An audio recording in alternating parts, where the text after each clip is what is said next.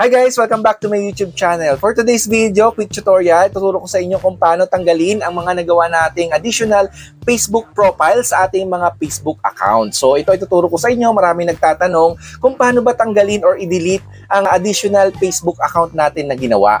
Pasensya na guys kung di ko nasagot ang inyong mga katanungan. So gumawa ako ng video para sa mga tanong nyo about sa Facebook profile. So ito guys, panoorin nyo hanggang dulo para makasunod kayo. Syempre guys, tulungan nyo ako maabot ang 100k subscriber bago magtapos ang 2024. Hindi ka pa nakasubscribe, pindutin mo na yung subscribe button, click mo na ang notification bell para updated ka sa mga future videos natin na ipapalabas katulad nito. So panoorin nyo hanggang dulo, watch this.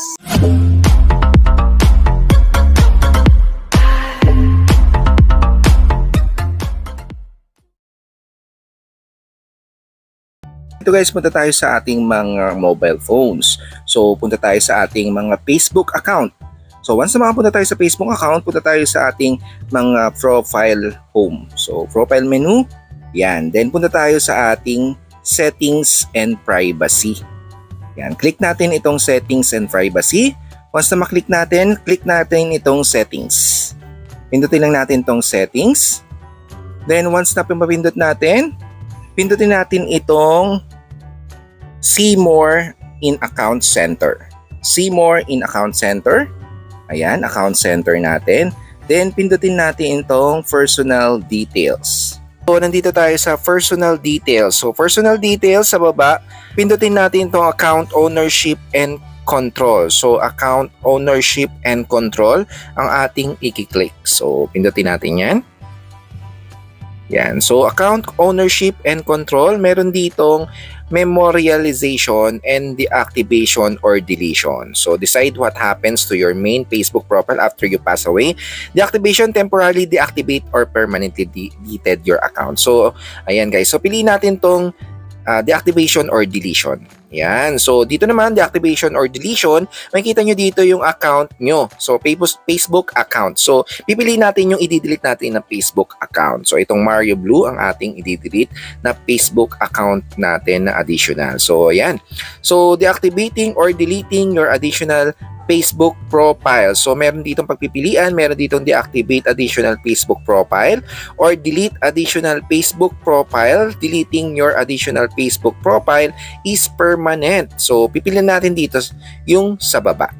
So, sa baba ang ating itatag kasi gusto nating ma-delete ng permanent yung additional Facebook na gusto nating burahin or i-delete. So, ang ipipindutin natin itong sa baba, delete additional Facebook profile. So, click natin ito guys.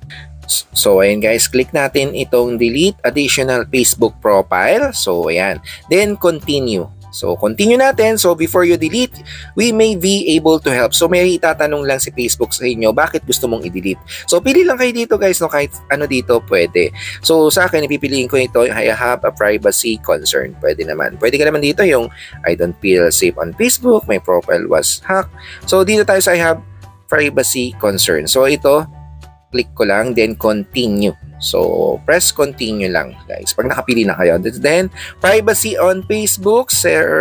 Continue lang natin to. Yan. So, control your information. We value your feedback. So, continue lang natin dyan. So, pwede nyo naman basahin kung gusto nyo. Then, click continue. So, permanently delete additional Facebook profile. Before you delete, so, to pwede nyo basahin. Deactivate your profile. Yan. So, deleting your profile, save post in your archive. So, kung gusto nyong ma-save yung mga post nyo, meron kayong gustong ma-save yung mga image dyan sa profile account na additional nyo gustong i-delete, pwede nyo naman siya ma-retrieve. So, check nyo lang dito guys, no? Download your Facebook information. Pwede nyo rin i-download. So, once na ma-check nyo yan, pwede nyo na itong pindutin yung continue. So, continue.